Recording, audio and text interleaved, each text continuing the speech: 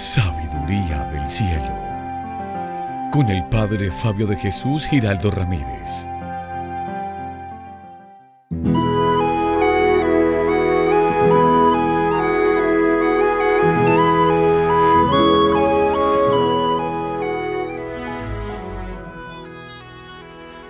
Bienvenidos, queridos amigos, a esta reflexión de la Palabra de Dios.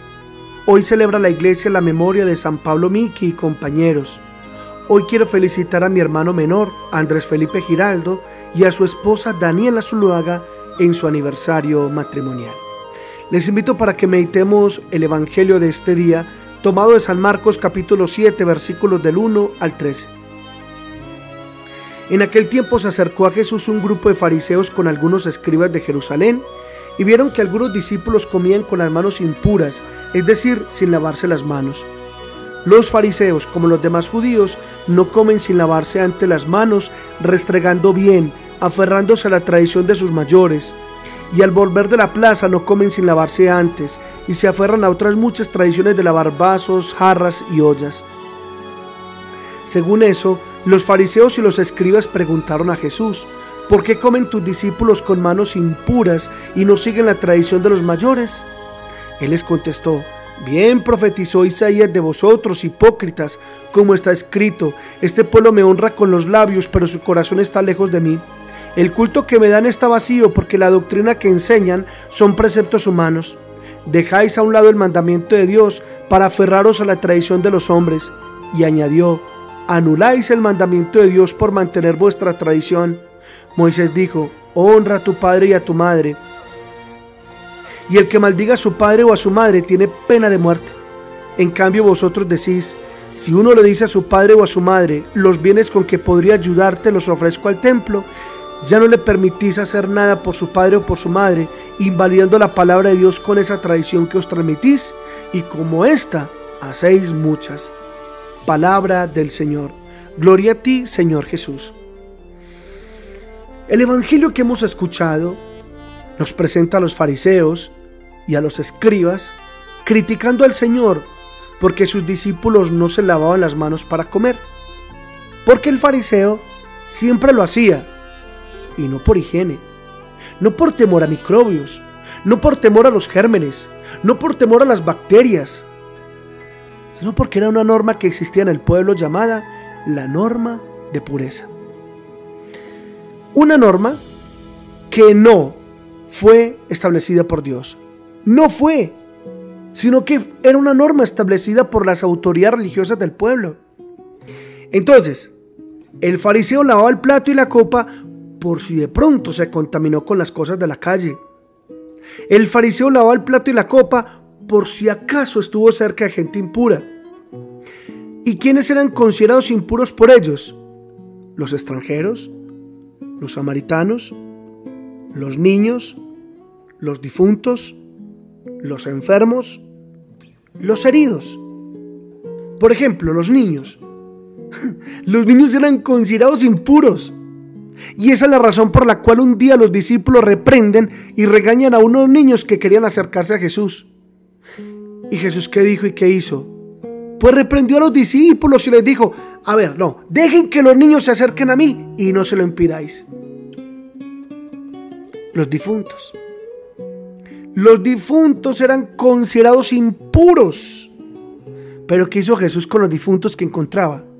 Los tocaba y les devolvía la vida. Recuerden al hijo de la viuda de Naín. Recuerden a la hija de Jairo.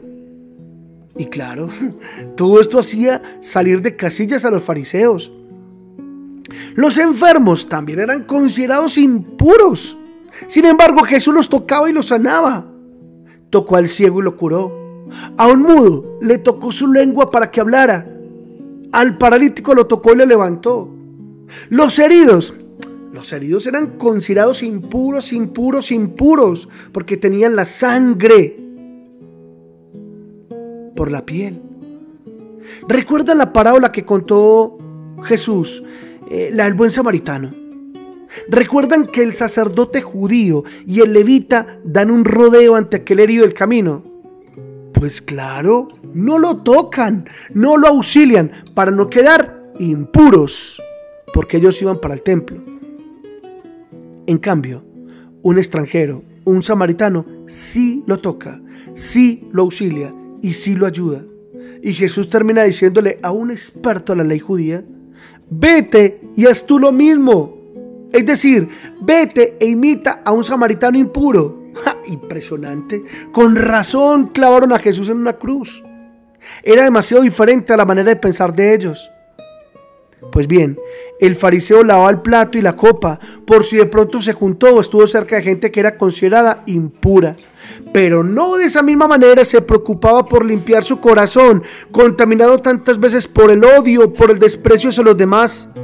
No de esa misma manera se preocupaba por limpiar y purificar su mente de esos pensamientos torcidos y perversos que consiente.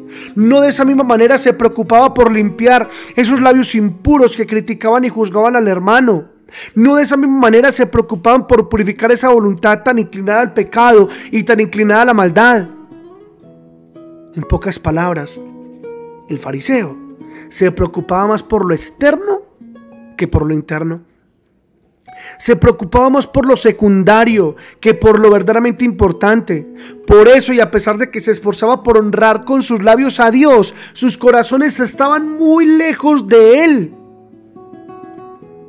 Pues bien, hermanos, ¿cuántas veces nos puede pasar esto mismo a nosotros? Padre, ¿y cómo? ¿Cómo? A ver, podemos venir a la Santa Misa, confesarnos, ser devotos de la Virgen María, rezarle su Santo Rosario, pero a la hora de perdonar a aquella persona que me hizo daño, que me ofendió, que me lastimó, que me fue infiel, que me hirió y que se burló de mí, uno se cierra en un escandaloso no. Padre, yo no la perdono, que la perdone Dios.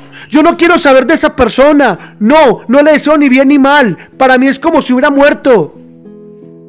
Y entonces se convierte uno en alguien que alaba a Dios con sus labios, pero el corazón está lejos, lejos, lejos de Él, porque el corazón se cerró al perdón, porque el corazón se cerró al amor, porque el corazón se cerró a la misericordia, porque el corazón no hace lo que Jesús nos pide que hagamos. En otras palabras, sí, honramos y le dirigimos rezos muy lindos con los labios a Dios, pero el corazón está lejos de Él, porque no ponemos en práctica su palabra que nos dice que hemos de perdonar a los que nos ofenden, tal y como Dios nos perdona. Es que dígame, hermanos, acá entre nos, ¿cómo hace uno para rezar el Padre Nuestro si lo que estamos diciendo no lo estamos aplicando? En ese caso, la oración del Padre Nuestro se convierte en rezos vacíos, porque está cerrado al perdón, porque está cerrado a la misericordia.